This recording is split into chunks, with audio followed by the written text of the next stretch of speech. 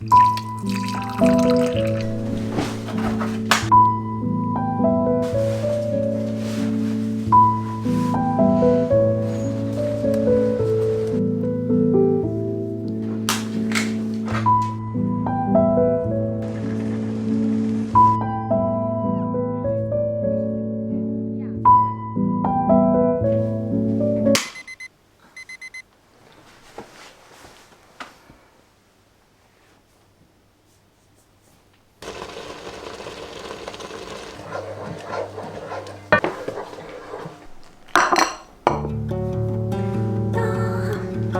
hi. Hi. It's race day. Are you excited? Yeah, it'll be good. I'm ready. I'm ready. I think I've Vaselined my thighs.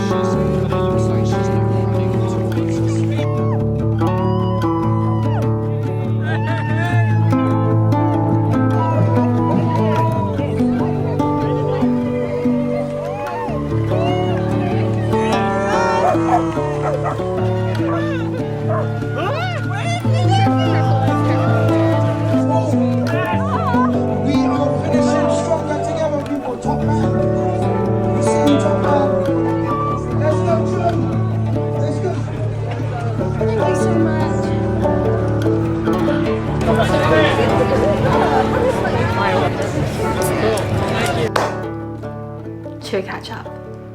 Should we have a little post-race debrief, guys? I did it. I'm still alive. I did it. My first ever race. My god, what a couple of weeks it's been. I'm sorry I didn't talk to you like straight after the race. I was knackered, as I'm sure you could see from the finish line clip. And also both Will and I had our parents around for the weekend. Busiest couple weeks because I made my first ever short film. Then the next week I had to like catch up on a lot of work stuff. I had the best week ever, like being on set, directing and everything. I have caught such a bug for it. That is a big exciting life update. And then the week after I had to catch up on a lot of work and we did that marathon. Hence why I wanted to make this video, because I'm in need of just like a deep, thorough weekly reset, like all the routines. I will take you through everything I do. Mochi's down here, he's deciding to join us for this video. If you would have asked me at the start of the year, would you ever run a half marathon? I absolutely would have told you no. I'm really proud of Will as well. It was the best day. Like I absolutely get the running bug and I get why people do races. I got to run past like Big Ben, through Hyde Park. The crowds were so supportive. It was amazing. I definitely went out faster than I was intending. It feels like everyone's running really quickly because it's the beginning. There's the excitement, it's the adrenaline, the crowds are cheering. The first 10K, amazing. Like I had the best time. I was absolutely loving it. I think it was like around that halfway mark where I realized I have to do that all over again. And then it was especially, I remember the 16K mark where, yeah, it's weird because you're 16K of the way in, you only have a 5K to go, but my God, my legs felt so heavy. And then the last 2K were hell. All I told myself was like, just don't stop. And I was really proud of myself. I did not, apart from for the little water breaks, because otherwise you're just gonna get it all over you and it's okay to stop. I think between us we raised around £1,000 for Macmillan as well, so really, really happy. I promised I would do this. I wanted to share quickly some of my top tips going from basically couch to half marathon. I want to point out the biggest one first and the most obvious for me, but it is to have a training plan. I am just not the kind of person who would have been able to train for a half marathon sporadically by just like popping out for runs. I would not know what to do, and so I needed structure. I used Runna for my training block. Runna is a personalized automated running coaching app. They offer plans from 5K plans all the way up to ultra marathons. I would be so lost without them, which is why it's a massive pinch me moment to be working with them on this video. I do have a code. Becca Watson gets you 2 weeks for free on the Runner app. I promise you, there is nothing else like Runner. It's so easy to build your plan. You literally can select, like me, if you have a race that you've signed up for. I selected my kind of running level and how many times per week I wanted to run. It even asks you like what days are you free to run. So if you're someone who likes to like do your long run on a Sunday, you can put that in and then it builds this personalized plan. I decided to go for 3 runs a week. Amazing to me how much I just completely fell in love with running, how quickly I felt myself improve. The whole Runner AI system is really impressive. It literally adjusts to your capabilities, and as you improve, takes the metrics it assesses. So it can literally adjust your pace, your estimated race time as you go through this plan. So yeah, it's completely tailored to you, your abilities, whether you're a beginner, you're a pro. And honestly, why I love it is because it hasn't felt like something that's really gotten in the way of my life. It has just blended in really well. It literally syncs with your calendar. The Runner app also has like workouts within the runs. So you have like tempo runs, interval runs, you have like your long runs, your easy runs. All of this helped me feel so prepared for this half marathon. It felt so tailored to me and my pace. If you have a running goal of your own, whether it's a specific race or you're just wanting to fit running into your life as a sustainable habit, then give Runner a try. Becca Watson, and that gets you 2 weeks free on Runner. See if it's for you. Let's talk about nutrition. I have never had it before where I have like genuinely felt like I ran out of fuel whilst working out. Running takes it out of you. Running requires a lot of your body, and I used to be the kind of person who would go out for like a morning workout, whether it was weightlifting at the gym or like a Pilates class, without eating anything. And for me, my body, I know like running, I cannot go out without fueling my body and prioritizing that, especially a long run. I've been on runs before where I didn't eat enough and it genuinely felt like I hit empty. And I think learning what meals really work for you before a run, and also how long to wait before for like letting your body digest the food's really important. They say don't have anything new on race day. I think that's really true. Also applies to like your clothes and your shoes and everything, but for food, what you know, I think your long runs during your training is a perfect time to test out breakfasts and meals. For me, I've always just trusted oatmeal. It does the job. It sits in my tummy well, and I'll always have it like a couple hours before I go out and run. Same with hydration. Hydration's no joke. When I go for a run that's over 10K, I am sweating, and you can literally feel like the salt on my skin, because obviously your body is doing its best. You're just sweating out a lot, so you need to replenish yourself. I never used to be someone who had electrolytes. I still don't know enough about like the science behind the salt in electrolytes and like why our body needs that. And sometimes water by itself doesn't do enough of a job at hydrating us. So I'm not gonna claim to know, but definitely electrolytes have been a massive help. I learned the hard way, and this is a really obvious one, how important your shoes are. Everyone says obviously like it's one of the top tips, make sure you have good running trainers, but also I'm gonna tell you, make sure that they are the right fit. Go to a running shop, get your feet measured, looked at, because I did the first, I think, month of my training plan with these running shoes that I loved, but I just bought them in my regular size. I'm a size 5, and I now have a dead toenail because I went to a running shop and they were like, oh, you should really be running in shoes that are a UK size 6. So yeah, that was a big lesson. A tip that helped me a lot, I think it like something that just helped me feel like a way more competent runner, is not just sticking to flat routes. I love my flat routes, my scenic river runs, but what's gonna make you a better runner is incorporating hilly runs and like also different terrain. I've 100% learned the lesson of stop and you will lose it more than any other type of exercise I've done. So I took a break over August because I got married, I went on my honeymoon, And that was always going to be the way, but I think I was expecting to be able to like jump back into it where I left off, which just isn't the case with running. You do need to like ease your body back into it once you've had a break. What else? Take your slow runs seriously. I really didn't for the first chunk, and because I would just be like, this feels really slow and I want to challenge myself, I want to get better. But slow runs really help with your endurance more than we realize. And it's more about like that long-term reward, long-term gain that you get from your slow runs. Leave your Strava ego at the door, because in order to run quickly, you have to learn how to run slowly. And also I genuinely feel like running in your zone 5 heart rate the whole time, that like it just can't be good for you. You have to still enjoy it. Remember to enjoy it, remember to make it fun. If it's no longer fun, then maybe you need to run a bit slower, maybe you need to run a bit less. With that, my legs have been so sore and stiff this week, obviously, specifically my hips. So I'm now like, okay, noted, I need to start prioritizing more hip mobility stretches and warm-ups. Feeling a lot better now. I think it's time for a big reset. The very first thing on my agenda is a hair appointment. I'm changed. We're off to the hair salon. I've spoken about this a lot, so you can probably guess what I'm about to do.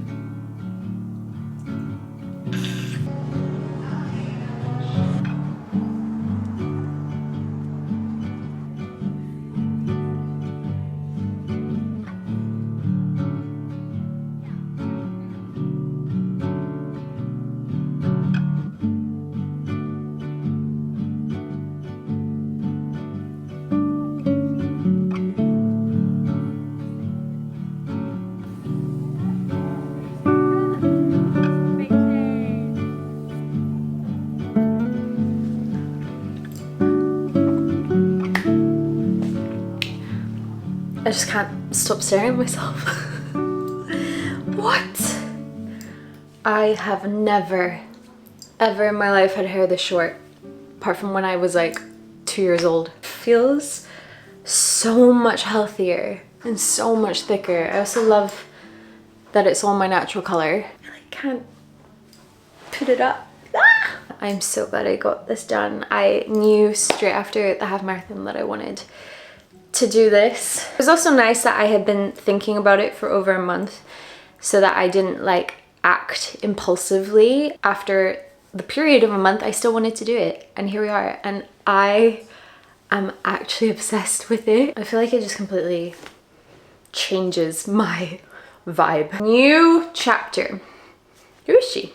I don't know. I did not see this coming in 2025. Genuinely, my whole life, I've always been told, you look better with long hair, like you are pretty because of your hair. Don't ever cut your hair. It sounds so deep, but I literally feel free of that like societal pressure to like feel attractive with long hair.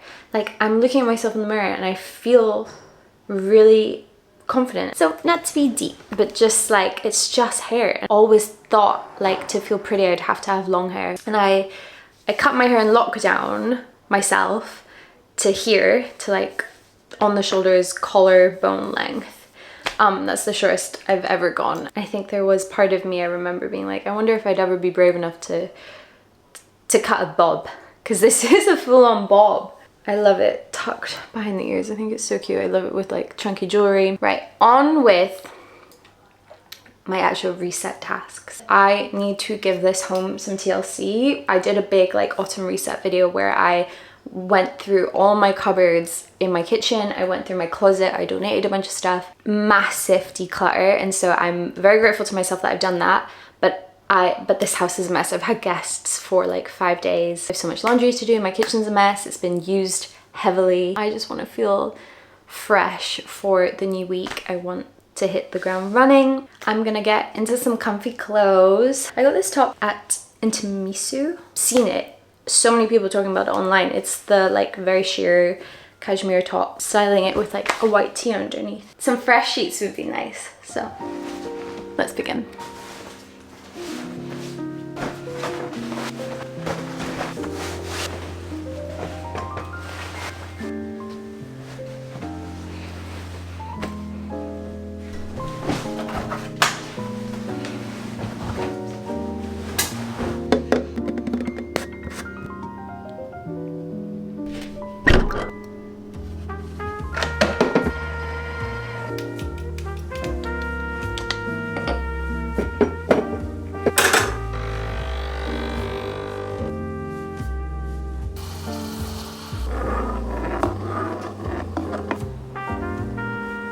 Okay, way to go, strong start.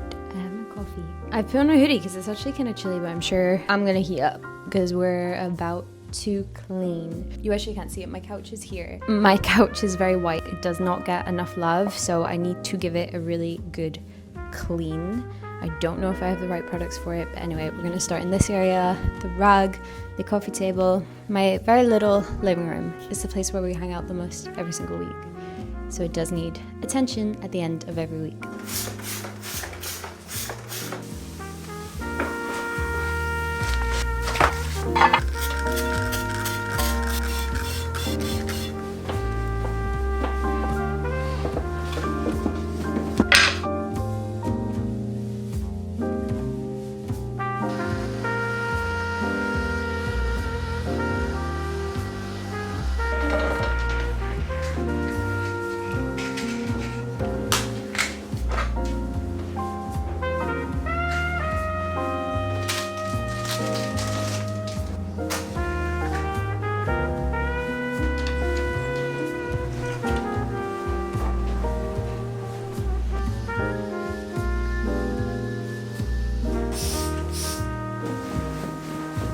It's hard to break out of that fast-paced work mode that we're all constantly stuck in. Our world doesn't really prioritize or reward rest.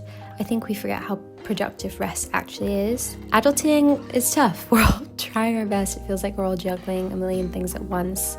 And sometimes, I know I definitely feel this way, and I'm sure some people relate. It feels like I'm just never doing anything to its full potential. Right now with work, life being busy and stuff, my space has just been a mess. Being really honest, it's not nice to put on the internet, but I know people relate to it, and I don't think we see it enough. Cleaning our space, cooking for ourselves, spending time outside, socializing, these are all things we have to remember to prioritize, and you don't have to squeeze it all into one day. You cannot do it all at once. Sometimes Sunday comes and I want to do absolutely nothing, and that's okay too. On this day, I was planning to film a lot more of like a deep clean of my whole home, but I got to the end of cleaning this kitchen. Will told me I was taking care of the bathroom, and I was like, great. This is good enough. Okay, I've done the living room and the kitchen. Will has helped me out with the bathroom, and yeah, I'm just gonna call it a day there because I don't want to spend all day cleaning, and I swear cleaning always takes way longer than I think it's going to. What I want now is to pop out for a walk. Always part of my reset routine to get a nice walk in. The weather's really gloomy right now, but like in quite a charming way. Just, I don't know, I think it'll be nice. And then also definitely need a food shop. I was looking through the fridge and we're just like out, bread, milk, everything. There's actually a market on, so I might try to get a fresh loaf of sourdough.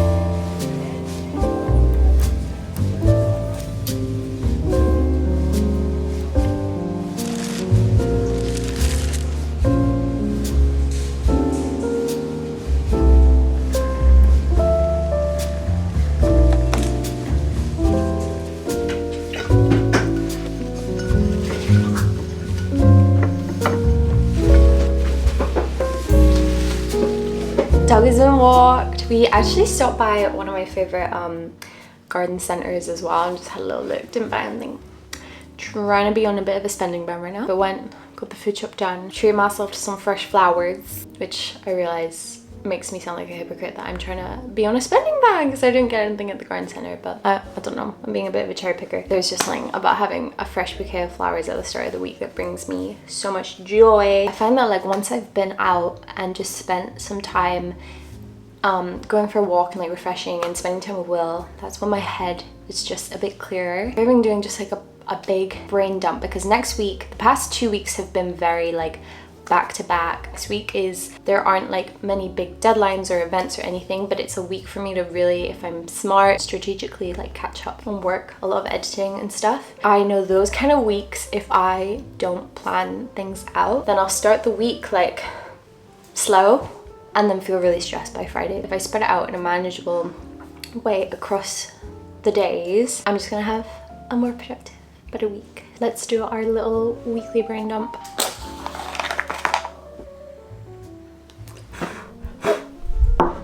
I just got this massive notebook. I feel like I've not had a proper, would you call this A4? Like big size notebooks. I'm keeping this on my desk, and I feel like it would just be really nice to like tick off things and know what I have on for each day of the weeks.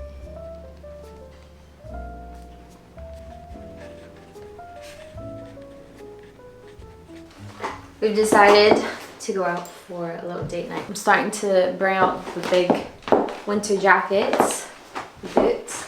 Honestly, I prefer winter fashion, just saying. I'm not in the mood to cook. These shoes are from Naked, I love them. And then I get questions about these jeans. They go so well with a boot. They're a nice fit, they're weekday jeans. Hoodie is Aritzia. Not that we have Aritzia in the UK, but I got this when I was in New York and I love the fit of it. I've not found a hoodie that I like love this much. And then I think this was just from Urban Outfitters.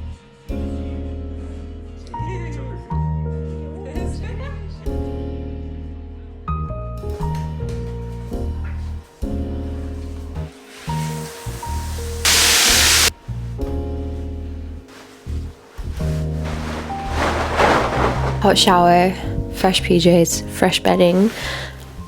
I'm feeling so ready for a good night's sleep. Getting those like little bumps on my forehead. I don't know what the actual term is. It's not like fungal acne. I don't know, but like definitely blocked pores. But I know with my skin, if I ignore them, then it will turn into acne. So I have this really good exfoliating mask that I think I'm gonna pop on my skin now. I might make a cup of tea and just have a cozy night.